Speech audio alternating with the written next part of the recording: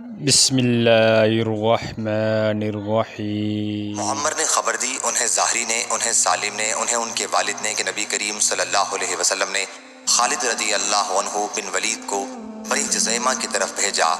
جب انہیں اسلام کی دعوت دی تو وہ اسلمنا، ہم اسلام لائے کہہ کر اچھی طرح اظہار اسلام نہ کر سکے، بلکہ کہنے لگے کہ سبانا سبانا، ہم اپنے دین سے پھر گئے، ہم اپنے دین سے پھر گئے۔ اس پر خالد رضی اللہ عنہ انہیں قتل اور قید کرنے لگے، اور ہم میں سے ہر شخص کو اس کے حصے کا قیدی دیا، اور ہمیں حکم دیا کہ ہر شخص اپنے قیدی کو قتل کر دے۔ اس پر میں نے کہا کہ واللہ میں اپنے قیدی کو قتل نہیں کروں گا، اور نہ میرے ساتھیوں میں کوئی اپنے قیدی کو قتل کرے گا۔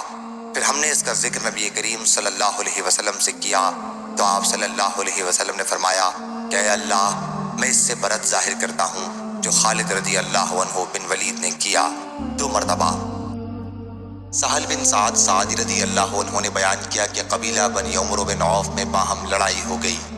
جب حضرت صلی اللہ علیہ وسلم کو اس کی اطلاع ملی تو آپ نے ظہر کی نماز پڑھی اور ان کے یہاں صلح کرانے کے لیے تشریف لائے۔ جب عصر کی نماز کا وقت ہوا مدینے میں تو بلال رضی اللہ عنہ نے اذان دی اور اقامت کہی۔ آپ صلی اللہ علیہ وسلم نے ابو بکر رضی اللہ عنہ کو نماز پڑھانے کا حکم دیا، چنانچہ وہ آگے بڑھے۔ اتنے میں حضرت صلی اللہ علیہ وسلم تشریف لے آئے۔ ابو بکر رضی اللہ عنہ نماز ہی میں تھے۔ حضرت صلی اللہ علیہ وسلم لوگوں کی صف کو چیرتے ہوئے آگے بڑھے اور ابو بکر کے پیچھے کھڑے ہو گئے اور اس صف میں آ گئے جو ان سے قریب تھی۔ سہل رضی اللہ عنہ نے کہا کہ لوگوں نے حضرت صلی اللہ علیہ وسلم کی آمد کو بتانے کے لیے ہاتھ پر ہاتھ مارے۔